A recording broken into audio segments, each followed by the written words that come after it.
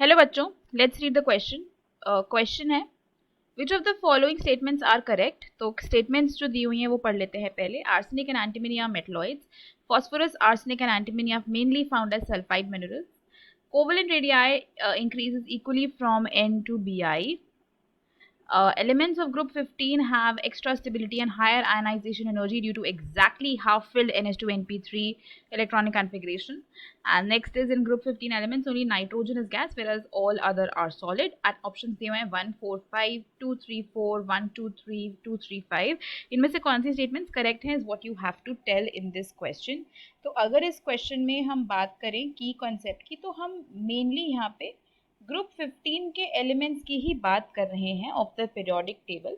Group 15 के elements of the periodic table मतलब इनकी इलेक्ट्रॉनिक कॉन्फ़िगरेशन आउटर होती है NH2NP3, माने 5 इलेक्ट्रॉन होते हैं इनके वैलेंस शेल में। ओके, तो अगर हम यहाँ पे स्टेटमेंट बाय स्टेटमेंट देखें तो पहली स्टेटमेंट है arsenic and antimony, right. Arsenic is AS, antimony is SB। ये दोनों क्या है, मेटलॉइड्स हैं, क्योंकि जैसे जैसे हम ग्रुप में नीचे जाते हैं तो मेटालिक कैरेक्टर जो है वो इंक्रीज होता है। ओके, तो ऊपर आपके पास नाइट्रोजन, फॉस्फोरस है which are non metallic, then you have arsenic and antimony which are metalloids, मतलब उनमें मेटल और नॉन मेटल दोनों की प्रॉपर्टीज पाई जाती है। उनकी जो प्रॉपर्टीज हैं मेटलॉइड्स की properties, it is intermediate between metals and non metals. तो ये वाली स्टेटमेंट हमारी करेक्ट है, this is a true statement. Next है phosphorus, arsenic and antimony are found mainly as sulphide minerals.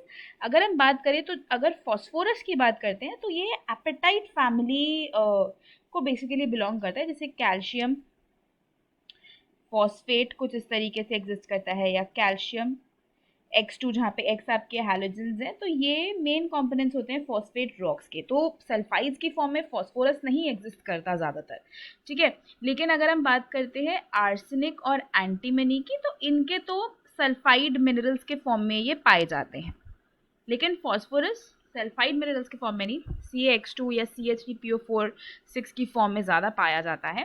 तो ये वाली स्टेटमेंट फॉल्स हो गई है।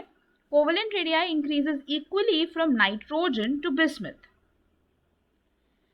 देखो आपके पास जो ग्रुप 15 के एलिमेंट्स है वो क्या है, nitrogen, phosphorus, arsenic, antimony, bismuth, right. ये ग्रुप 15 है।